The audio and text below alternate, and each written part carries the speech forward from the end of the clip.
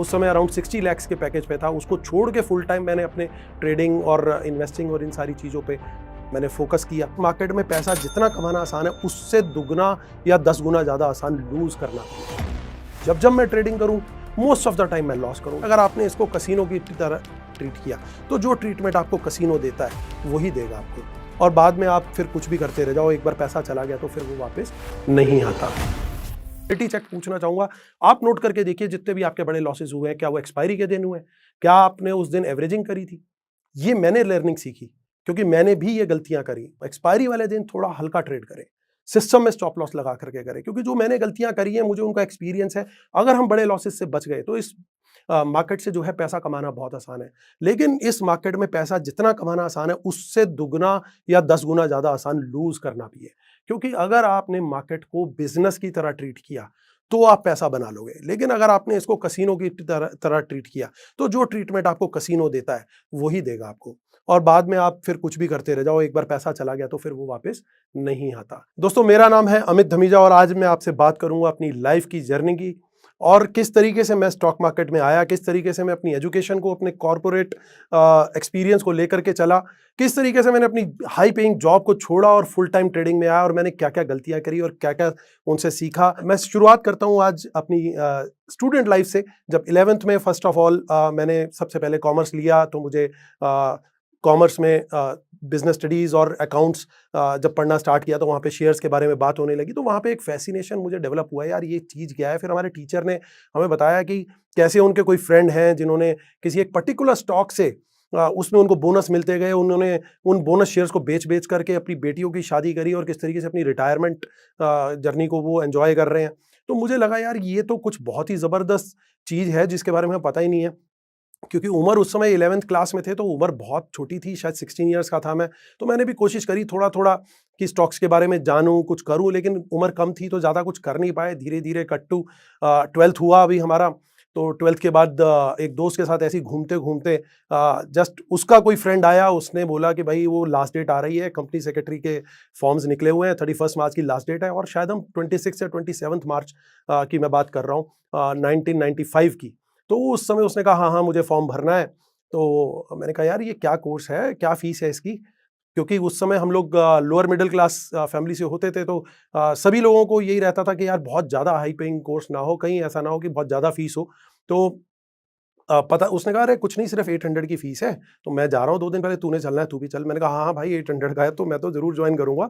और मैंने कहा भाई पर ये कोर्स है क्या? उसने कुछ समझाया, मुझे कुछ नहीं समझ में आया कि कंपनी सेक्रेटरी होता क्या है। मुझे सिर्फ ये पता था कि जैसे सेक्रेटरी होता है कुछ कंपनीज़ के अंदर, बट कंपनी सेक्रेटरी क्या होता है कुछ बात समझ में नहीं आई। मैंने कहा बस ठीक है 800 का है और ये कर रहा है तो कुछ ठीक ही कर रहा होगा। हम गए जा करके बुक्स लेके आए और देखा इतनी बड़ी-बड़ी बुक्स। तो मेरे दोस्त ने तो उसी दिन बोल दिया भाई ये बुक्स तुझे चाहिए तो तू ले जा, इतनी बड़ी बुक्स है मुझसे तो पढ़ी नहीं जाएँगी, मैं तो मैकडॉनल्ड्स जॉइन कर रहा हूँ। तो उसने तो McDonald's as floor manager join कर लिया और मैं उन बुक्स को देखने लग गया कि भाई इन बुक्स के अंदर है क्या, पढ़ना क्या है। कुछ दिन बाद मुझे भी लगा यार शायद मैं भी नहीं कर पाऊँगा। इस बीच में क्या हुआ, 12th का रिज़ल्ट भी आ गया और 12th का रिज़ल्ट आया, अब हमारे आए 53%। हमारे साथ के जितने बच्चे थे सबका रेगुलर कॉलेजेस में एडमिशन हो गया और हमें बात समझ में आ गई कि भाई हम तो इस पढ़ाई की रेस में पिछड़ गए हैं बिल्कुल ही। अब वो पिछड़ गए, माइंडसेट नेगेटिव चला गया, डोर टू डोर मार्केटिंग करने लगे, घर-घर जा करके सीनरीज़ बेचने लगे, नाइफ सेट बेचने लगे। 2-4 महीने उन्हीं चीज़ों में लगे, फिर लगा यार कि कुछ गलत कर रहे हैं, कहीं सही डायरेक्शन में जा रहे हैं, नहीं जा रहे हैं, कुछ समझ में नहीं आ रहा। अब क्योंकि किसी रेगुलर कॉलेज में एडमिशन नहीं था, लेकिन घरवालों का बहुत तगड़ा सपोर्ट था। पर्टिकुलरली मेरी मदर ने मेरे को बहुत ज़्यादा पुश किया, नहीं बेटा तू थोड़ा पढ़ाई में कोशिश कर, तू शुरू से अच्छा चल रहा था, 12th में तू एक डिप हुआ है, तू दोबारा से ट्राई कर, दोबारा से अभी अपनी ग्रेजुएशन में ढंग से पढ़ाई कर, हो सकता है तेरा अगले साल किसी कॉलेज में एडमिशन हो जाए, और तूने सीएस जॉइन किया था उसमें कुछ कर। तो हम एक छोटी-सी एक मैगज़ीन आती थी स्टूडेंट कंपनी सेक्रेटरी करके, उसमें एक दिन कुछ क्लासेस के बारे में ज़िक्र था कि यहाँ पे क्लासेस करा रहा है इंस्टीट्यूट। तो मैंने मम्मी से पूछा, मम्मी ये 4000 की फ़ीस है, ये कर लूँ क्या? उस समय 4000 रुपए की बहुत वैल्यू थी। अराउंड 95-96 की बात कर रहा हूँ। तो मम्मी ने कहा हाँ बेटा कर, कोई दिक्कत नहीं है, पढ़ाई के लिए जो मर्ज़ी कर, हम खड़े हैं। अब होता क्या है, मैं क्लासेस करता हूँ, पढ़ाई करता हूँ, वहाँ पे मेहनत करता हूँ। कॉलेज में भी मेरे अच्छे मार्क्स आ जाते हैं और मेरा रेगुलर कॉलेज में सेकंड ईयर में माइग्रेशन हो जाता है साथ में। अब सीएस का जो रिजल्ट आता है सीएस फाउंडेशन का, मैं खड़ा हुआ था और मेरे साथ एक वो लड़का खड़ा हुआ था जो एसआरसीसी में, Shri Ram college of commerce, जो कि इंडिया का टॉप कॉमर्स कॉलेज माना जाता है, वो लड़का भी रिजल्ट चेक कर रहा था और मैं भी चेक कर रहा था वो लड़का जिसका किसी कॉलेज में एडमिशन नहीं हुआ था। सो वो लड़का फेल हो जाता है, मैं पास हो जाता हूँ। तो मुझे एक रियलाइज़ेशन हुआ कि लाइफ़ में कभी भी कमबैक किया जा सकता है। कभी भी आपकी हार होती है, उस हार से अगर आप सीख लेते हो, तो आप कमबैक कर सकते हो। हालाँकि कोई बहुत बड़ा काम नहीं हुआ था, मैंने खाली सीएस फाउंडेशन क्लियर किया था। उस समय तक अभी सीएस का इंटरमीडिएट सीएस फाइनल करना और पूरी डिग्री लेना बाकी था। लेकिन मुझे वो जो कॉन्फिडेंस वहाँ से मिला, वो शायद मेरी लाइफ़ का सबसे बड़ा फाउंडेशन बन गया। तो वहाँ पे मुझे एक बहुत ज़्यादा मोटिवेशन मिला, फिर मैंने और लग के पढ़ाई करी। बीच-बीच में शेयर्स और शेयर मार्केट की बातें होती रही, क्योंकि सीएस के कोर्स में काफ़ी सारा डिस्कशन रहता है शेयर्स के बारे में।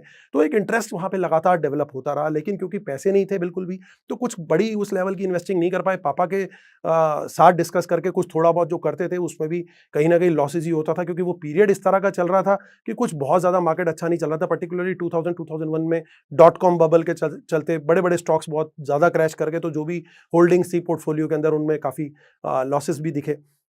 लेकिन वहाँ से हम लगातार एक लर्निंग ही लेने की मैं कोशिश करता रहा। जॉब लगी, एक अच्छी कंपनी में मूव हुआ।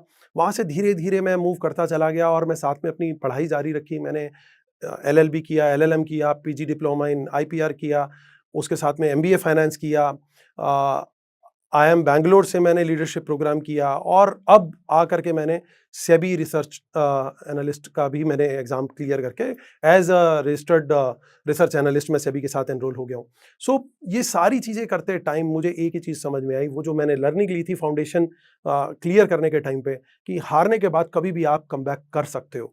तो वो लर्निंग मेरी ट्रेडिंग जर्नी में भी बड़ी कामयाब रही, क्योंकि बैक ऑफ माइंड में था यार कि मैं 53% स्कोर करके अगर इतनी क्वालिफिकेशंस, इतनी डिग्रीज़ ले सकता हूँ, तो मैं कुछ भी कर सकता हूँ। अब स्टॉक मार्केट की जर्नी भी साथ में मेरी जो चल रही थी, जब जॉब में आए, शेयर्स में इन्वेस्ट करना शुरू किया। जब मैं ट्रेडिंग करूँ, मोस्ट ऑफ द टाइम मैं लॉस करूँ। जब मैं इन्वेस्ट करूँ, अगर थोड़े अच्छी क्वालिटी के स्टॉक्स में इन्वेस्ट करूँ, मेरा most of the time profit हो।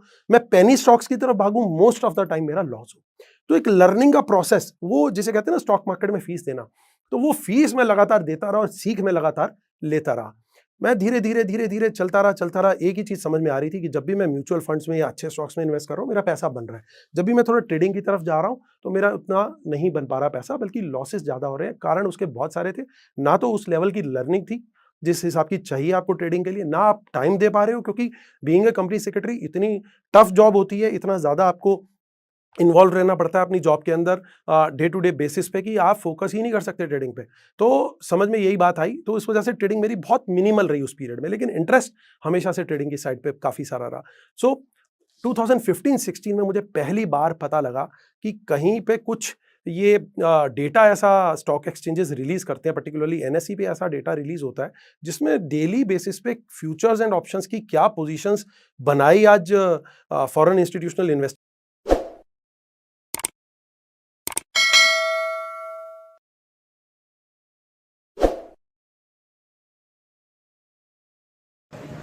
हाँ तो भाई आप लोग समझ गए होंगे किस तरीके से ट्रेड करना है। ऐसी वीडियो देखने के लिए हमारे चैनल को सब्सक्राइब जरूर करें।